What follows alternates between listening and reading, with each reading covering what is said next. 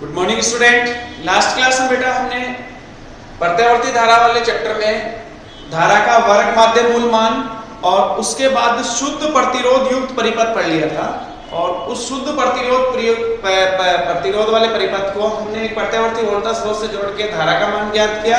उसके बाद उसका ज्यावक्रीय आरेख धारा और वोल्टा के मध्य हमने ज्ञात किया और फिर उसका फेजर आरेख देखा था। और हमने ये चेक किया था कि शुद्ध प्रतिरोध वाले परिपथ में धारा व वोल्टा के मध्य कलांतर शून्य होता है। धारा व वोल्टा के मध्य कलांतर शून्य होता है। आज हम बेटा दूसरा परिपथ पढ़ने वाले हैं जिसे बोलेंगे शुद्ध प्रेरकीय परिपथ। एक कुंडली लेंगे जिसका स्वयं प्रेरण गुणांक L होगा और उसको हम एक प्रत्यावर्ती वोल्टेज स्रोत से जोड़ेंगे जिसकी वजह से उसमें धारा प्रवाहित होगी। तो पहले हम परिपथ चेक कर लेते हैं। परिपथ कैसे होगा कि हमारे पास एक कुंडली है, जिसका स्वयं प्रेरण गुणांक L होगा और इस कुंडली को हम एक प्रत्यावर्ती वोल्टेज स्रोत V बराबर Vm sin ओमेगा t से जोड़ देते हैं। हमारे पास प्रत्यावर्ती वोल्टेज स्रोत होगा जिसकी वोल्टा का मान होगा V बराबर Vm sin ओमेगा t। जैसे इस प्रत्यावर्ती वोल्टेज स्रोत को कुंडली से हम जोड़ेंगे, ठीक है ना, तो इसमें I धारा प्रवाहित होगी। मुझे इस धारा का मान ज्ञात करना है। जैसे इस कुंडली में धारा प्रवाहित होगी तो इसके सिरों के मध्य विभवांतर या विभव पतन होगा Vf, ठीक है ना, प्लस से माइनस ऐसे दिखाना है। उसके बाद मुझे ये विभव पतन ज्ञात करना है कितना हुआ, और वो जो विभव पतन होगा वो आरोपित वोल्टता के बराबर होगा और फिर हम धारा का मान ज्ञात कर लेंगे, ठीक है ना, इजी है। माना एक कुंडली जिसका स्वयं प्रेरण गुणांक, जिसका प्रेरकत्व बोल दो या स्वयं प्रेरण गुणांक एक ही बात है, स्वयं प्रेरण गुणांक L है को एक प्रत्यावर्ती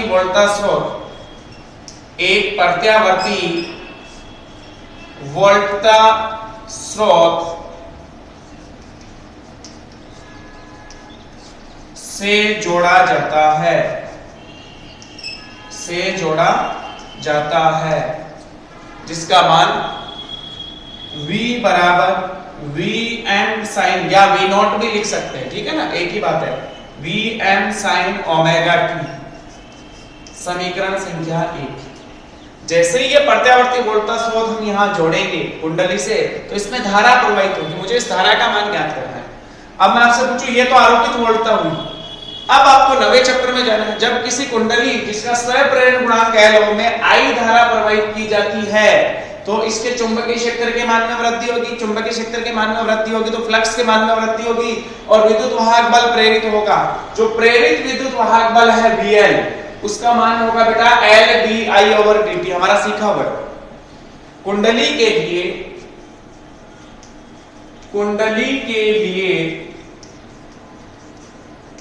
VL बराबर L di/dt होता है। हमारा सूत्र होता है फ्लक्स में परिवर्तन VL बराबर d∅b/dt। तो ∅b का मान Li होता है जिसमें L इसका स्वयं प्रेरण गुणांक है, 12 देगा L di/dt। समीकरण संख्या 2। अब जितनी वोल्टता आरोपित करी है उतना ही यहाँ विभव पतन होगा। तो या तो आप लूप लगा के डायरेक्ट निकाल लो या बराबर रख लो। लूप नियम से माइनस से प्लस का V, प्लस से माइनस का VL बराबर 0, अर्थात V बराबर VL। समीकरण 1 व 2 से मान रखने पर, समीकरण 1 व 2 से मान रखने पर V और VL के मान रखो। V का मान ये रहा और VL का मान ये रहा। ये दोनों मान यहां रखो। V बराबर Vm sin ओमेगा t और VL का मान है L di/dt। इसको थोड़ा सा हल करो बेटा। देखो यहां से अपने को I ज्ञात करना है, तो पहले तो इस dt को वज्र गुणा करके इधर गुणा कर दो और L को अपॉन में लियो। तो di बराबर आपके पास समीकरण बची Vm/L sin omega t dt। अब देखो ध्यान से, दोनों पक्षों में समाकलन कर लो। इसका समाकलन हो जाएगा बेटा I, V M by L constant समाकलन से बाहर, साइन ओमेगा टी का टी के सापेक्ष समाकलन minus cos omega t upon omega, minus cos omega t upon omega, omega को मैं यहां लिख लेता हूं। वैसे तो हमारे पास धारा का मान आ गया, ये V M by omega L है, वो धारा का अधिकतम मान आ जाएगा जिसको हम आई एम बोलेंगे, माइनस कॉस ओमेगा टी। धारा कॉस के रूप में भी हो सकती है, बट मुझे इसको साइन में बदलना है। कॉस को किस में बदलना है? साइन में। थोड़ा सा ध्यान से देखो, इसको मैं थोड़ा सा चेंज करके लिख रहा हूं। आई बराबर V M by omega L, omega L minus of cos omega T है, उसको मैं लिख रहा हूं minus sine pi by 2 minus omega T. ये माइनस ऐसे की ऐसे cos ओमेगा टी को लिखा जा सकता है sin pi by 2 minus omega T. First quadrant में सब प्लस, तो ये cos ओमेगा टी हो गया।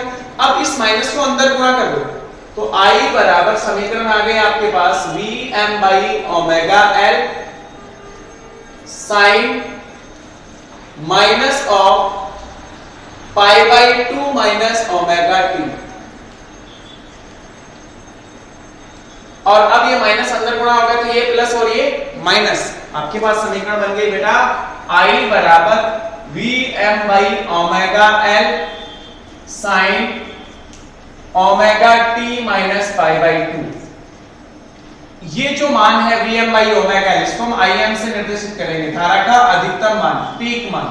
आई एम बराबर V M by omega L, तो इसकी जगह मैं क्या पुट कर लूंगा आई एम, तो मेरे पास समीकरण आ गई आई बराबर I am sign omega T minus pi by 2। ये मेरे धारा की समीकरण आ गई। या मैं बोलूं कि जब एक शुद्ध प्रेरकीय परिपथ में एक प्रत्यावर्ती वोल्टता आरोपित करते हैं v बराबर vm sin ओमेगा t, तो धारा का मान या उस परिपथ में धारा इतनी प्रवाहित होती है जिसमें धारा का अधिकतम मान Im बराबर vm बाई ओमेगा एल, और धारा जो है वो वोल्टता से पाई बाई 2 कालांतर पीछे होती है। माइनस पाई बाई 2 का मतलब ये वोल्टता साइन ओमेगा टी, यहाँ पे कला कोण ओमेगा टी और यहाँ पे कला कोण omega T minus pi by 2, अर्थात शुद्ध प्रेरकीय परिपथ में धारा वोल्टता से हमेशा पाई बाई 2 कला कोण पीछे होती है। ये समीकरण संख्या 3 आ गई अपने पास।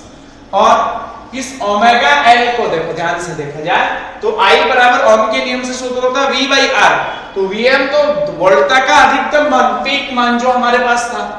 ओमेगा एल आपके एक प्रतिरोध के जैसे होगा जिसको अपन XL बोलेंगे, क्योंकि XL बराबर ओमेगा एल, और XL को बोला जाता है बेटा प्रेरकीय प्रतिघात, प्रतिरोध की तरह काम करता है ये प्रेरकीय प्रतिघात। इसको क्या बोला जाता है? प्रेरकीय प्रतिघात। एक्सल एक तरह से प्रतिरोध ही होता है, इस कुंडली का एक तरह से प्रतिरोध ही हो गया। तो Im का सूत्र हो गया आपके पास Vm बाई XL, L आधार में यहाँ पे ध्यान रखना, ठीक है ना, स्वयं गुणांक नहीं है, ये आधार में निर्देशित कर रहे हैं प्रेरकीय प्रतिघात को। समीकरण संख्या 4। अब ध्यान से देखो बेटा, आपने धारा का मान ज्ञात कर लिया, वोल्टता आपको दी हुई थी, शुद्ध प्रेरकीय परिपथ था, धारा का अधिकतम मान आपके पास Vm बाई XL आ गया, ठीक है ना। ध्यान से देखा जाए तो ये धारा का अधिकतम मान और वोल्टता के अधिकतम मान में से बड़ी वैल्यू ये है Vm, क्योंकि XL का कुछ तो मान होगा, अगर मैं इसका भाग दूंगा तो Im Vm से छोटा आएगा, ठीक, जो हमें जावक्रीय आरेख बनाने में हेल्प करेंगे। तो अभी आपने केवल एक परिपथ लिया, शुद्ध प्रेरकीय परिपथ, और उसको एक प्रत्यावर्ती वोल्टता स्रोत से जोड़ने के पश्चात जो उस परिपथ में धारा बह रही थी उसका मान ज्ञात कर लिया। आप लास्ट में लिखोगे शुद्ध प्रेरकीय परिपथ में, शुद्ध प्रेरकीय परिपथ के लिए धारा का मान, धारा हमेशा वोल्टता से पाई बाई 2 कला कोण पीछे होती है, या वोल्टता धारा से पाई बाई 2 कला कोण आगे होती है। ये चीज दिमाग में रटी हुई रहनी चाहिए, उसके बाद कोई दिक्कत नहीं आएगी, ठीक है। अब अपन बनाते हैं जावक्रीय आरेख, वोल्टता व धारा के लिए जावक्रीय आरेख। उसके बाद हम एक्सेल और आवर्ती के मध्य ग्राफ भी बनाएंगे, ठीक है ना। ग्राफ देखते हैं, कई सारे ग्राफ बना के देखते हैं अपन, फिर इसका फेजर आरेख, फिर शक्ति आरेख, ठीक है ना, वो सब बना के देखते हैं अपन। मैं इसकी जो थ्योरी थी वो कंप्लीट हो गया, अब इसके आरेख बचे हैं, ठीक है ना। आरेख देखो बेटा, सबसे पहले ज्यावक्रीय आरेख, इसमें सबसे पहले हमें कौन सा आरेख बनाना है, ज्यावक्रीय आरेख। पहला आरेख ज्यावक्रीय। अब आपको बार बार ये मान नहीं रखने पड़ेंगे, डायरेक्ट बना सकते हैं, एक ही ग्राफ में बनेगा ये। देखो एक्स एक्स पे तो हमने समय लिया है t, y एक्सिस पे v तथा i, दोनों के लिए बनाने तो एक साथ ले लेते हैं। यहां पे हमारा समय t इक्वल टू 0 ही है, फिर t/4 समय, t/2, 3t/4, फिर t, एक चक्कर के लिए बना लेते हैं तो फिर आगे वैसे बनता जाएगा। वोल्टा की बात करें, v बराबर em sin omega t, t equal to 0 समय पे वोल्टा 0, t/4 पे अधिकतम, t/2 पे फिर 0, 3t/4 पे माइनस में अधिकतम और t पे फिर से 0, ठीक है ना। इस तरह से ग्राफ बनेगा। ये वोल्टा का ग्राफ हो गया v का, कल भी ऐसे बनाया था। नेक्स्ट धारा, धारा वोल्टा से π/2 कला कोण पीछे है, इसका मतलब अगर वोल्टा का ग्राफ मूल बिंदु से शुरू हो रहा है तो धारा वाला ग्राफ नीचे से शुरू होगा। धारा का अधिकतम मान, वोल्टा का अधिकतम मान कितना था, पीक मान Vm, कितना था Vm, इसको Vm बोलेंगे और माइनस में माइनस का Vm। ध्यान से देख बेटा, ये वोल्टा के अधिकतम मान प्लस और माइनस में, धारा का जो मान होगा, आपने धारा का अधिकतम मान का सूत्र लिखा Im बराबर Vm/xl, प्रेरिकीय प्रतिघात, xl एक प्रतिरोध की तरह ही होता है, प्रेरिकीय प्रतिघात ओमेगा l जिसका सूत्र था। तो ये मान जो है Vm/xl, Im जो है वो Vm से छोटा आएगा, इसका मतलब धारा का अधिकतम मान छोटा होगा। मान लो मैं उससे थोड़ा नीचे ले लूं, यहां पे, यहां से -Im और यहाँ पे plus Im, t equal to 0 आप उस समीकरण में पुट करोगे, आपके पास धारा की समीकरण थी बेटा, I बराबर Im sin omega t minus π/2। देखो t इक्वल टू 0 पुट करो इस समीकरण में, तो I बराबर Im sin 0 माइनस π/2, माइनस π/2, sin माइनस π/2 माइनस का 1 हो गया, sin ऑफ माइनस थीटा -1 होता है, इसलिए ये मान माइनस का 1 आएगा, माइनस का 1 मल्टीप्लाई Im, माइनस का Im, ग्राफ कहां से स्टार्ट होना है, यहां से। और वैसे भी देखा जाए तो π/2 वाला कोण पीछे तो ग्राफ नीचे से, उसके बाद t/4 पे ये मान 0 होगा, t/4 पे ये मान क्या हो रहा है, 0 हो रहा है, फिर t/2 पे ये मान प्लस में अधिकतम होगा इस तरह से, फिर 3t/4 पे फिर 0 हो जाएगा, फिर t पे माइनस में आएगा, इस तरह से ग्राफ बनेगा। ये आपका धारा का ग्राफ आ गया, ठीक है ना, प्लस में Im माइनस में माइनस Im, ये आपके धारा का ग्राफ हो गया। तो ये हमने ज्यावक्रीय आरेख बना लिया शुद्ध प्रेरिकीय परिपथ के केस में। दूसरा एक और इसमें अपन आरेख देखते हैं, तो XL व आवर्ती के मध्य, आवर्ती f, आवर्ती स्मॉल f के मध्य ग्राफ।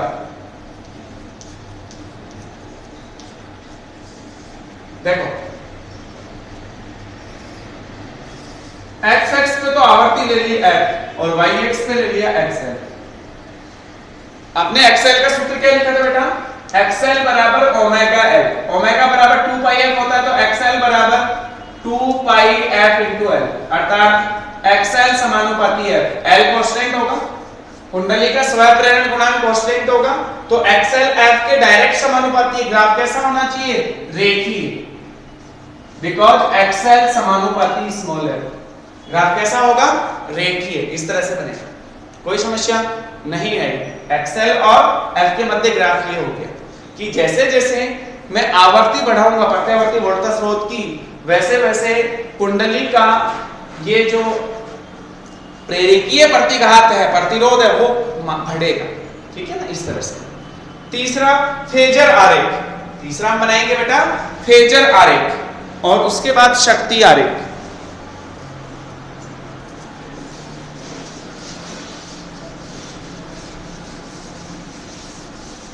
अब देखो पहले फेजर आरेख बना लेते हैं। तीसरा ग्राफ जो है उसको बोलते हैं फेजर आरेख, फेजर डायग्राम।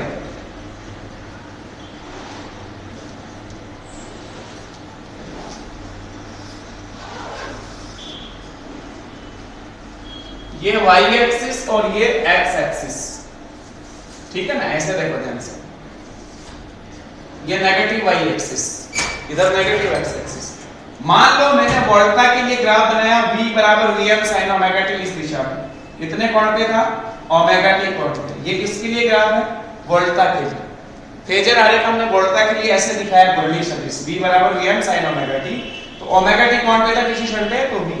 अब मुझे पता है कि शुद्ध प्रेरकीय परिपथ में धारा वोल्टा से π/2 कला कोण पीछे है, तो अगर मैं धारा की बात करूं तो धारा किधर होगी, इससे 90 डिग्री कोण पीछे, π/2 कला कोण पीछे, मतलब इस दिशा में धारा का मान इस दिशा में होगा, ये वाला कोण जो होगा वो π/2 होगा। ये आपका फेजर आरेख है, ये आपका क्या बन गया, फेजर आरेख। अगर इसको घूर्णी सदिश की तरह देखेंगे, घुमाएंगे ओमेगा से, नियत कोणीय वेग ओमेगा से, तो जितना कोण v आगे जाएगा उतना कोण आगे आ ही जाएगा, मतलब इन दोनों के बीच कलांतर जो है वो हमेशा π/2 का होगा। दोनों के मध्य जो कलांतर है वो किसका होगा बेटा, π/2 का। वोल्टा धारा से π/2 कला कोण आगे होगी। अगर आपने धारा को यहां दिखाया है तो वोल्टा को π/2 कला कोण इस तरफ दिखाना होगा आगे, ठीक है। तो फेजर आरेख भी आपको समझ में आ गया। अब लास्ट बचता है इसमें शक्ति आरेख। कौन सा, शक्ति आरेख। देखो शक्ति का सूत्र हमने पढ़ा है पहले भी, P बराबर V इंटू I, वोल्टा व धारा के गुणनफल को शक्ति कहते हैं, ठीक है।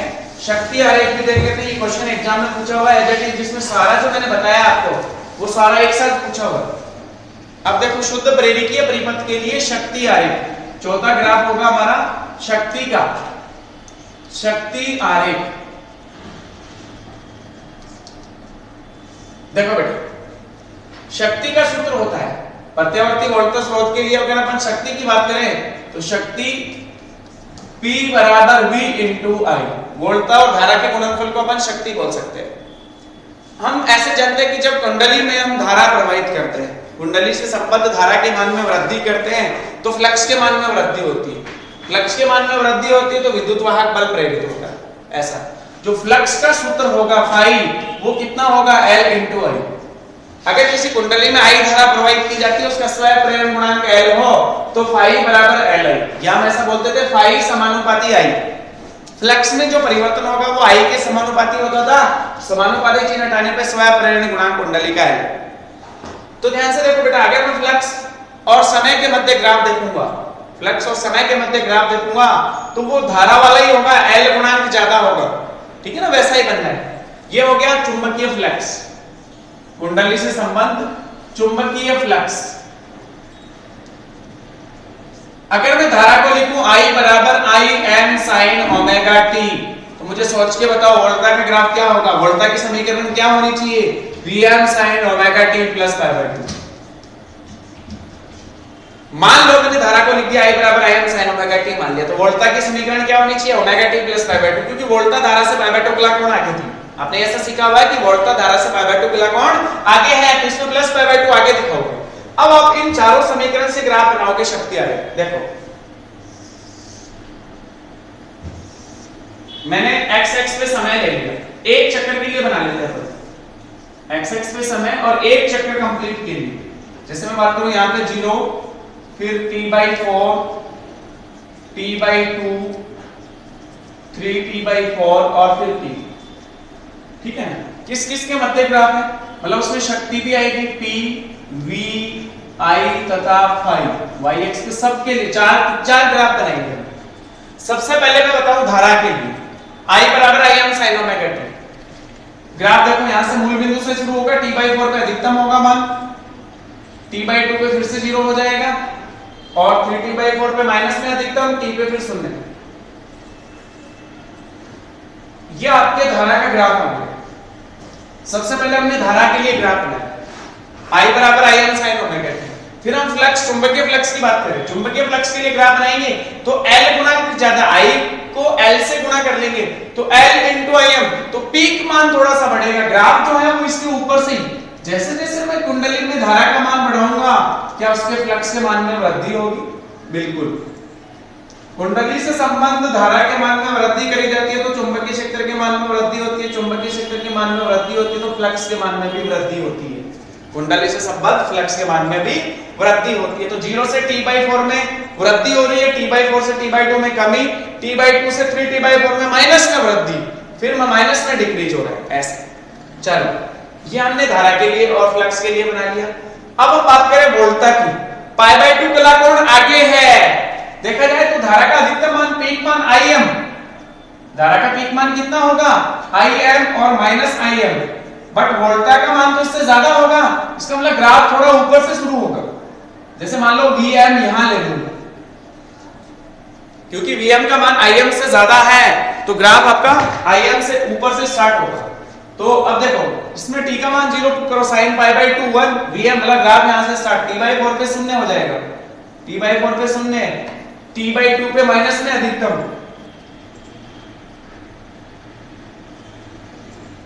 3t/4 पे शून्य और फिर t पे प्लस में अधिकतम,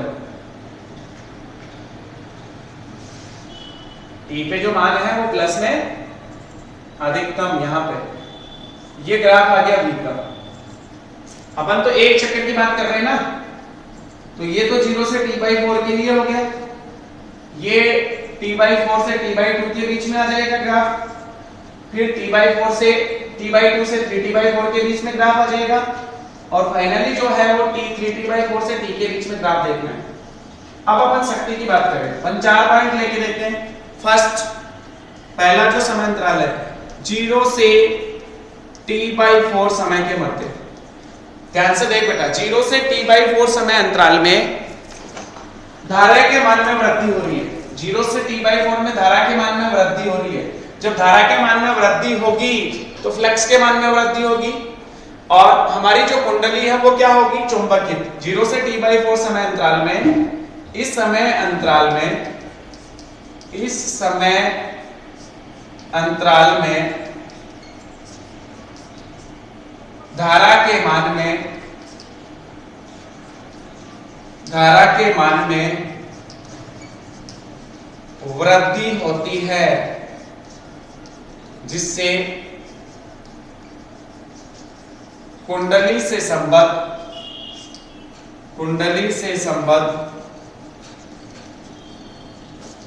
फ्लक्स के मान में वृद्धि होती है, फ्लक्स के मान में वृद्धि होती है।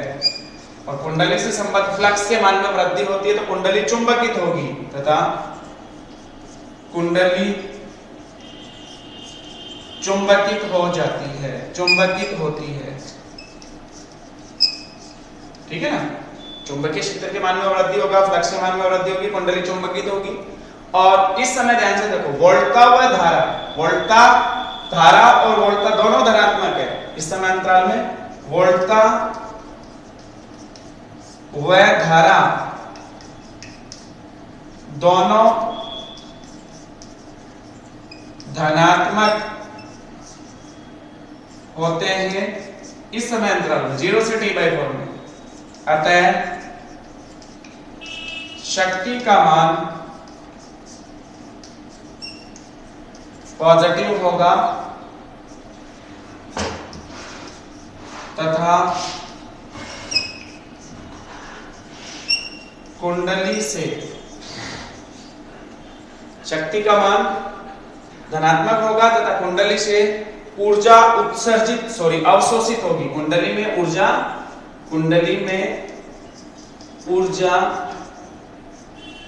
अवशोषित होगी।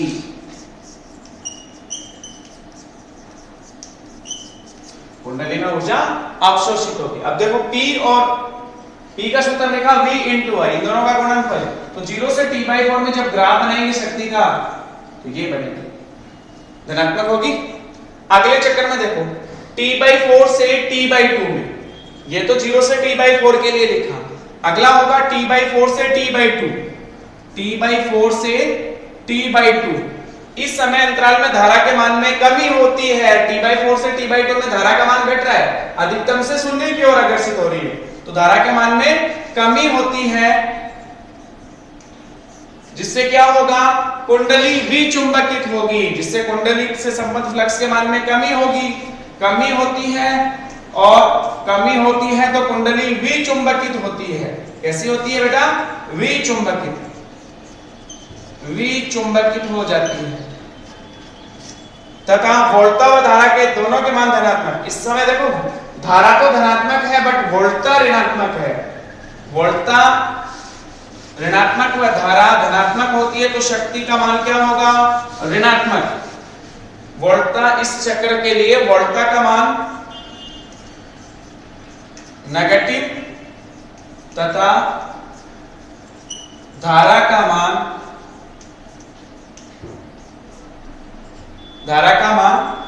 पॉजिटिव होता है। अतः शक्ति नेगेटिव होगी तथा कुंडली से ऊर्जा उत्सर्जित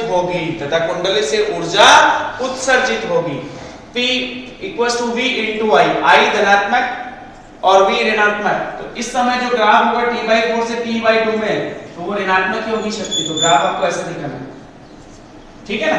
अगले चक्कर में देखो दोनों ऋणात्मक है, धारा नेगेटिव में माइनस में इंक्रीज करती है और वोल्टा जो है वो भी माइनस होती है। तो इस समय शक्ति का जो मान है वो फिर से धनात्मक होगा, माइनस माइनस का मल्टीप्लिकेशन प्लस हो जाएगा।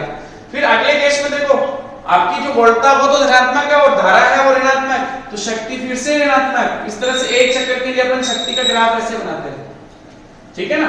ये हमारा P के लिए ग्राफ हो गया, शक्ति के लिए। आपको अगला T/2 से 3T/4 में लिखना है। इस समय अंतराल में धारा के मान में ऋणात्मक वृद्धि होती है, ऋणात्मक रूप से वृद्धि होती है तथा इसलिए कुंडली विपरीत दिशा में चुंबकित